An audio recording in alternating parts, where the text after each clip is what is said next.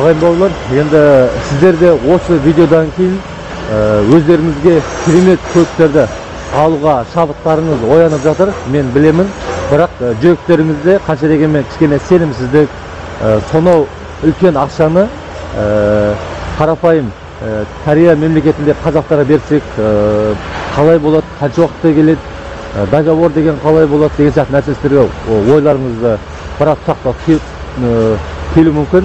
Осы сұрақтардың барлығына біз жауап береміз. Енді біздің каналға жаңадан тіркеліп жатқан кісілер бар, оларға да қысқаша айтарым. Мінекей бәріміз жұмыс жасап жатырмыз ғой. Біздің әлі одан басқа тағы да біраз 7-8 жігіттер бар. Олар да контейнерін алдағы басқа күнге жүктейді. Енді қараңыздар, бізге осы менің WhatsApp егізіме маған хабарласып көлік тапсырыс беретін кезде ең басты көліктің қандай көлік алатындарыңызды, қанша миллионға алатындарыңызды жобалап алыңыздар. Одан кейін біз сіздерге сол көліктің суретін көрсеткеннен кейін арнайы компаниядан автодилерін аламыз. Көрсеткен кезде соған бірден бізге Каспий кодқа задақ беріп қоясыздар. $100 болсын, $200 болсын, $500 болсын задақ беріп қойсаңыздар, біз ол базада тұрады. Және сол ақша жібергеннен кейін удостоверение алды-арты, адресіңіз және рабочий бір немесе екі нөмір тұрақтылық керек. Одан кейін біз сізге сол сайттағы суретті көрсеткен көлікке барамыз.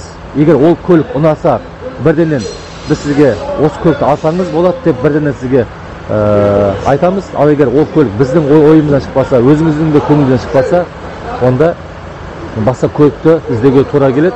Ожан уайымдамаңыз. Қазір Кореяда жалпы кез келген адамға да көлік табылады.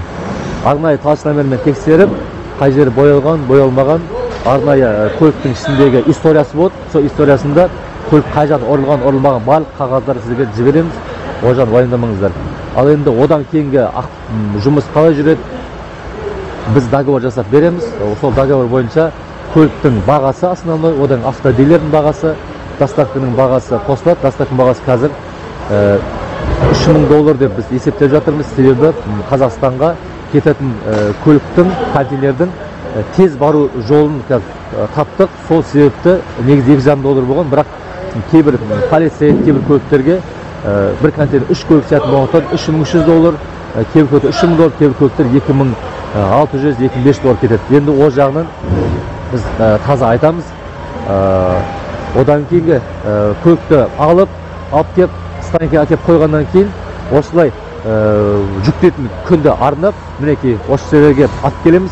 Енді қазір қыс айы жаңбыр не болғаннан кейін арнайы үйдің астына паркингте тұрады, жаңбырдан неден қорғалып. Одан кейін жүктетін кезде алып кеп осындай YouTube арнасына сіздерге қалай жүктеп жатыр барлығын саламыз. Енді одан кейін Қазақстанда растамашы қанша жүреді, қанша болады, оның барлығын ақпарат береміз. Утилизация сбор барлығы төленеді. Енді ол ақшаны бізге бермейсіздер. Ол ақша Қазақстанға барғаннан кейін төленеді ақша. Бізге маңыздығы беріп жүре бер. Көліктің өзінің ақшасы, автодилердің ақшасы, біздің услуга және доставка. Осы ғана беріледі. Сол ағайын бауырлар. Енді тағы да айтатын сұрақтарыңыз болса, жеке номермен немесе мен негізім